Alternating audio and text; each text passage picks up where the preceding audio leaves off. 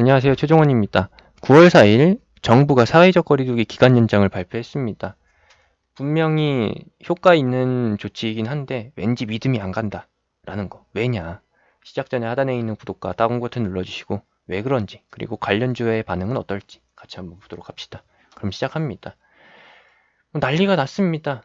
아시겠지만 정부에서 분명히 권고 조치를 내렸고 국민들은 거기에 따라서 이 사태를 좀 해결해야 되는, 국난을 극복해야 되는 상황인데 안 그런다라는 거예요. 항상 문제가 되어 왔었던 그 단체에서 역시나 계속해서 문제를 일으키고 있습니다.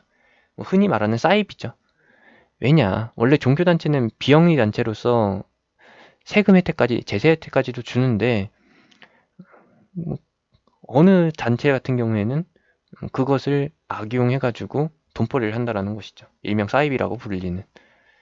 분명히 비대면으로 해서 집회를 하거나 아니면은 예배를 드려라.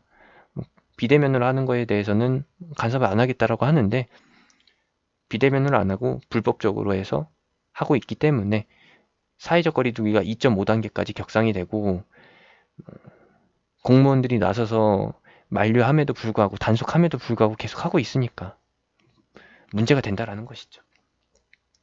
문제를 삼지 않으려고 했는데 계속 문제를 만들고 있습니다.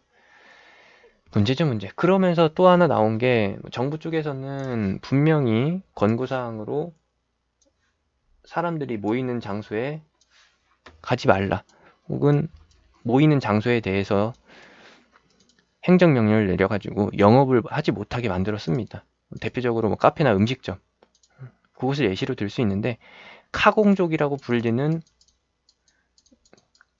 일부 단체, 종족이 또 문제를 일으킨다라는 거예요. 카페에서는 그, 그 테이블 이용할 수가 없으니까 이 사람들이 어떻게 됐냐? 빵공족으로 바뀌었습니다. 빵집 가가지고 빵집 테이블에 앉아서 공부한다라는 거예요.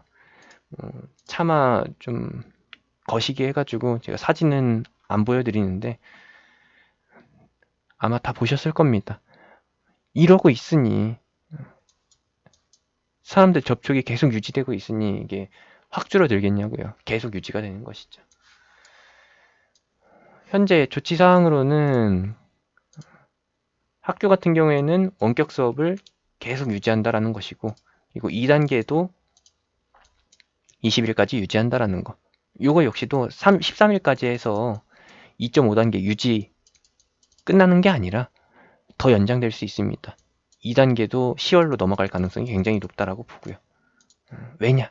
처음에 말씀드렸던 대로 권고사항을 지키지 않고 권고사항을 피해서 그냥 멋대로 하고 있는 국민들 때문에 그런 국민성 때문에 힘들다라는 것이죠.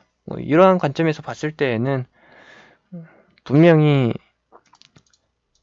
돌고 돌았던 테마에서 또 나오는 거다라고 결론을 지어볼 수 있는 것이고 지난주 8월 말이라고 하면은 광복절 이후에 순환됐었던 쪽에서 또 한 번의 시세가 나온다라는 것이죠. 이거는 높은 확률로 50% 이상, 70% 이상이라고 볼게요. 70% 이상의 확률로 갈 만한 종목들을 보여드리고서 바로 그냥 끝내도록 하겠습니다. 일단 택배 관련주랑 그리고 배송 관련 이쪽이 주요하게 되겠고 그 다음에서 볼 거는 다음번에 업데이트 해드리는 걸로 할게요. 봅시다.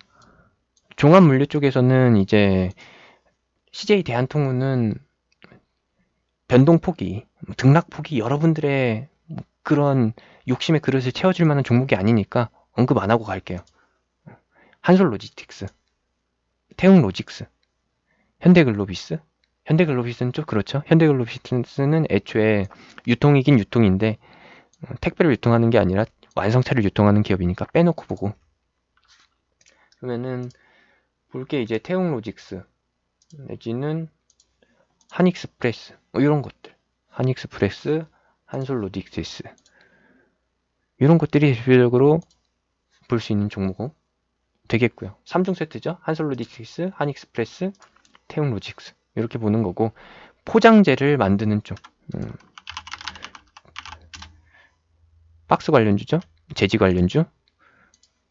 보게 되면은 세아도 올라오네요. 삼성콜프는 거래량 없는 거는 안 보시면 되겠습니다. 신풍재지. 그리고 무림페이퍼. 무림 SP는 거래량이 낮으니까 빼놓고 봅시다. 이 정도가 되겠고. 그리고 테이크아웃 포장재 해가지고 이 종목이 또 빠지면은 섭섭하죠. 한국 패키지. 원래 우유팩 만드는 회사라고 알려져 있는데 테이크아웃 제품의 포장재를 만드는 쪽으로도 모멘텀이 엮이고 있습니다. 이 종목까지 해서 보시면 됩니다. 이 내에서 돌아요. 그 다음은 그 다음번 영상에서 확인을 해보시면 될 것 같습니다. 오늘 바로 올려드리는 건 아니고 지켜봐야 됩니다. 여기서 일단 반응이 나오고서 그 다음으로 이어지니까. 지난번에 말씀드리기로는 온라인 식품 배송업체 새벽 배송으로 해가지고 뜨고 있는 사업이죠. 지어소프트나 아니면은 지어소프트 같은 경우에는 오아시스 샵, 오아시스 쇼핑센터 온라인 쇼핑 관련주로 알려져 있는 것이고, 그 다음이 뭐예요? 마켓컬리로 알려져 있는 흥국 F&B.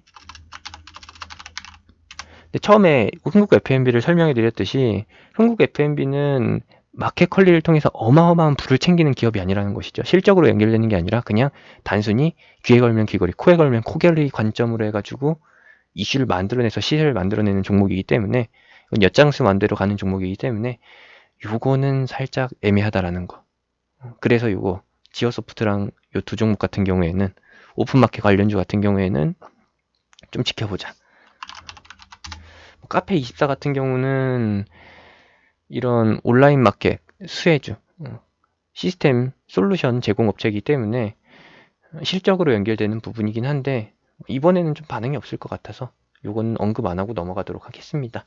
관련된 흐름 중에서, 이 이슈 중에서 이제 뉴딜 펀드 편입 종목도 있고 뉴딜 관련주들 몇 개가 있거든요. 한국형 뉴딜과 디지털 뉴딜 겹치는 그런 종목들 같은 경우에는 좀 좋게 보셔도 될 것 같습니다. 대표적인 게 NH 한국 사이버 결제, KG 이니스, KG 모빌리언스, 이런 것들이 포함되는데 이런 것들도 그냥 나중에 가서 보는 걸로. 일단은 한솔로지식스, 한익스프레스, 태웅로직스, 그리고 한국 패키지까지 이렇게 체크해 두시면 될 것 같네요. 높은 확률로 볼 수 있는 종목들 추려서 설명을 해드렸고요. 추가적인 이벤트가 발생된다라고 하면은 거기서 한 번 더 영상으로 업데이트 해드리겠습니다. 제가 운영하는 카톡방은 하단에 있는 링크, 댓글에 있는 링크 타고서 들어오실 수 있습니다.